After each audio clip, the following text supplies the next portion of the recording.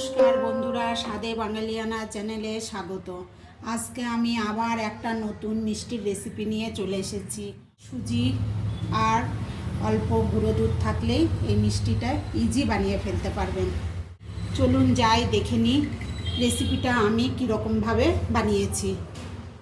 মিষ্টিটা বানানোর জন্য এখন এখানে একটা কড়াই বসিয়ে দিয়েছি, তার মধ্যে দিয়ে দেবো 1 কাপ দুধ।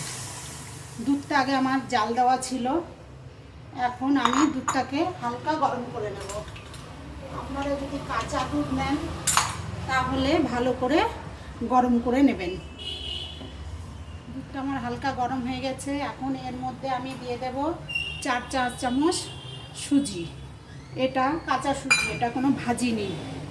এটা দিয়েও এখন আমি ভালো করে নেড়ে নেব। কন্টিনিউ নাড়তে হবে, না হলে ডালা পেকে যাবে। এরকম কন্টিনিউ নেড়ে মিশিয়ে নেব।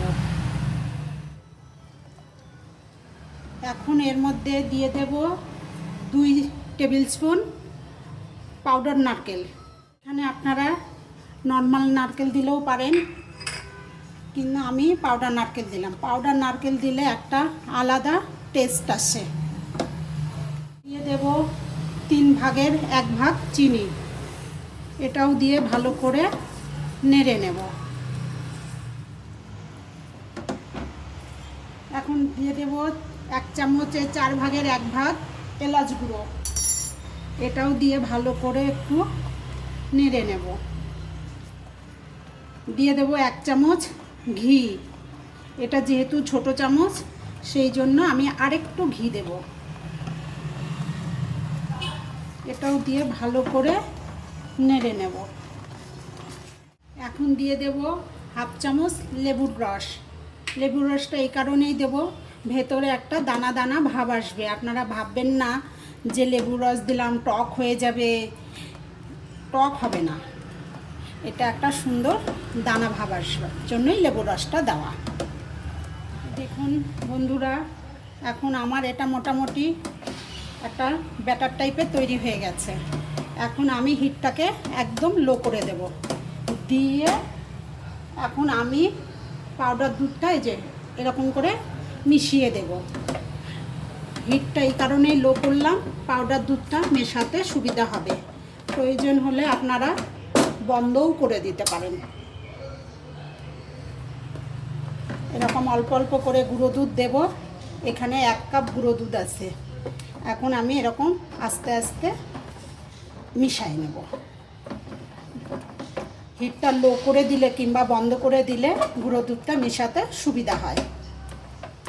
এরকম অল্প অল্প করে দুধ দিতে হবে, আর এরকম করে ভালো করে মসৃণ করে মিশিয়ে নিতে হবে।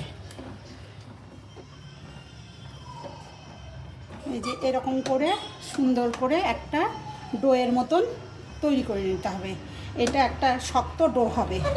এরকম করে কন্টিনিউ নাড়তে হবে। এই যে কড়াই থেকে এরকম ছেড়ে আসবে। মেশানো হয়ে গেছে। এখন আমি আবার গ্যাসটাকে জ্বালিয়ে নিলাম। নিয়ে এই যে এখন আমি আরেকটু এরকম ডোটাকে শুকনা করে নেব। এই যে আমার এই ডোটা এখন হয়ে গেছে। এটা এখন আমি একটা ফাইল পেপারের উপরে নামিয়ে নেব। এরকম একটা ফাইল পেপার নিয়ে নিয়েছি। ওর উপরে আমি আগের থেকে একটু ঘি ব্রাশ করে রেখে দিয়েছিলাম। এখন ডোটা আমি ফাইল পেপারের উপরে নামিয়ে নিলাম। এখন আমি এরকম করে একটা রোলের শেপ দিয়ে নেব। এটা যেহেতু গরম,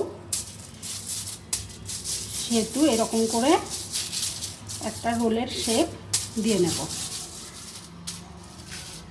এই যে এরকম করে এখন এটা একটুখানি এরকম করে মুথে নিলাম। নিয়ে এই যে এরকম একটা এরকম রোল করে নেব। এখন আমি এরকম করে পেস্তা কুচি দিয়ে দেব।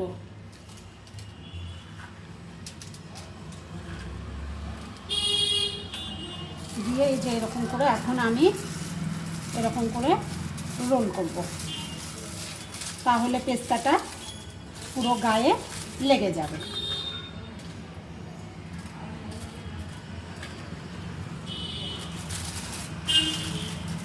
এখন আমি এই যেরকম করে রোল করে নেব। এখন এরকম করে রোল করে একটা থালার মধ্যে করে আমি ফ্রিজে 1 ঘন্টার জন্য রেখে দেব। 1 ঘন্টা পর আপনাদেরকে দেখাচ্ছি। এই যে বন্ধুরা, আমার এখন এটা সেট হয়ে গেছে। আমি বলেছিলাম 1 ঘন্টা, কিন্তু আমি 2-3 ঘন্টা রাখছিলাম। যদি মনে করেন অনেক টাইম আছে তাহলে সারা রাতও রাখতে পারেন, তাতে কোনো প্রবলেম নাই। এখন এটা আমি ফয়েল পেপার থেকে বের করে কেটে দেখাবো। আমার মিষ্টিটা এখন এরকম হয়ে গেছে। এটা ঘরে থাকা উপকরণ দিয়েই হয়ে যায়, খুব তাড়াতাড়ি হয় আর খেতেও ভীষণ ভালো লাগে। আপনারা একবার হলেও বাড়িতে ট্রাই করে দেখবেন, খুব কম সম জিনিস দিয়ে হয়ে যায়। এরকম করে পিস পিস করে কেটে নেব। আপনারা বুঝতেই পারবেন না যে এটা সুজি দিয়ে বানানো। বাড়িতে বসে থেকে মনে হচ্ছে একটু মিষ্টি খাবেন, বাইরে যেতে পারছেন না, আপনারা শর্টকাটে এটা ঘরে থাকা উপকরণ দিয়েই আপনারা সুন্দর বানিয়ে নিতে পারেন। দেখুন বন্ধুরা, কত সুন্দর হয়েছে দেখতে। একটা আমি ভেঙেও দেখাচ্ছি। এটা খুব ভালো লাগে খেতে। আমি এখন এটা সার্ভ করে দেখাচ্ছি।